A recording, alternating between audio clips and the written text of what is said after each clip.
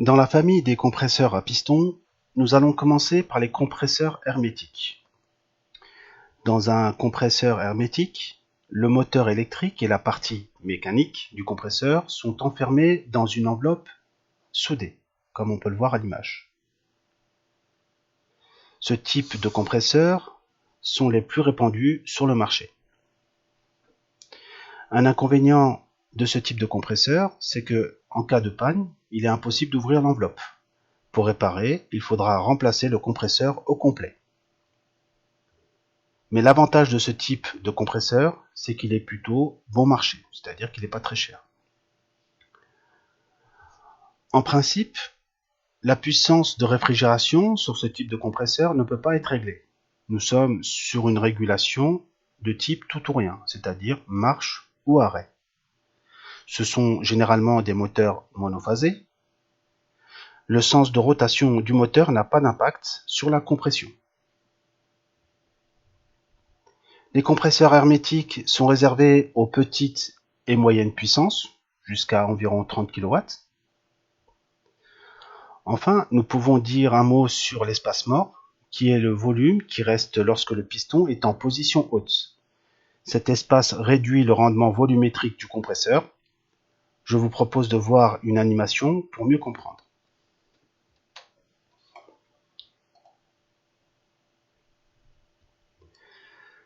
Tout d'abord, nous avons le vilebrequin qui est entraîné par le moteur électrique.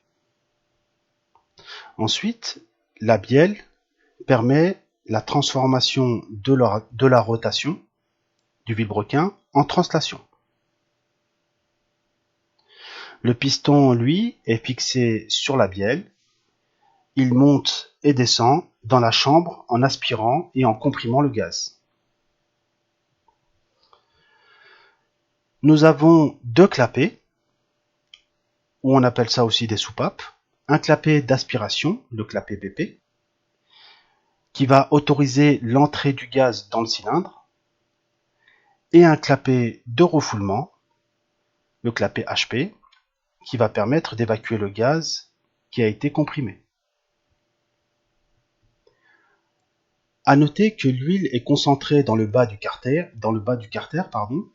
et que toutes ces pièces mécaniques en mouvement sont lubrifiées par barbotage.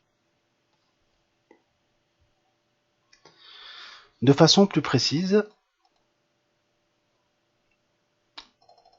donc remettons le piston au point mort haut, et faisons un zoom aussi sur les clapets.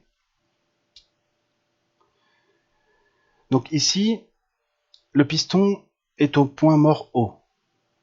Les clapets HP et BP sont fermés.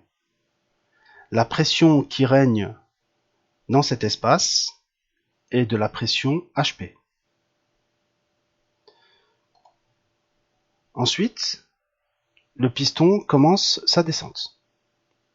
Mais le clapet BP ne s'ouvre toujours pas, car la pression dans le cylindre est encore trop forte.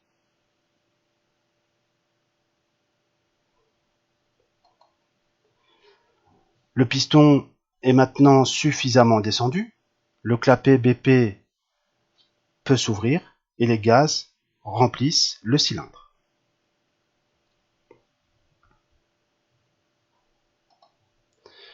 Ici, le piston est au point mort bas, le cylindre est complètement rempli en vapeur BP.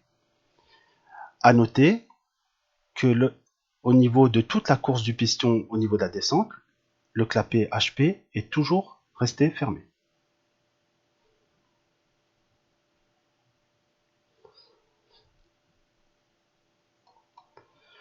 Le piston ici commence sa montée, le clapet BP se ferme,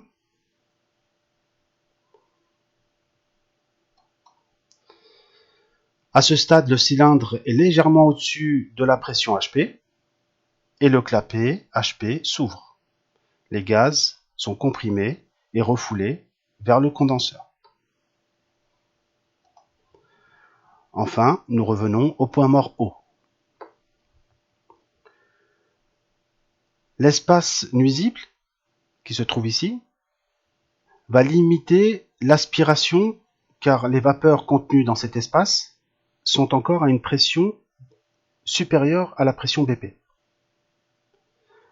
Cette course du piston, qui est là pour détendre donc les gaz HP, est inutile. Et donc, elle va diminuer le rendement du compresseur. Ce rendement peut se calculer avec une formule.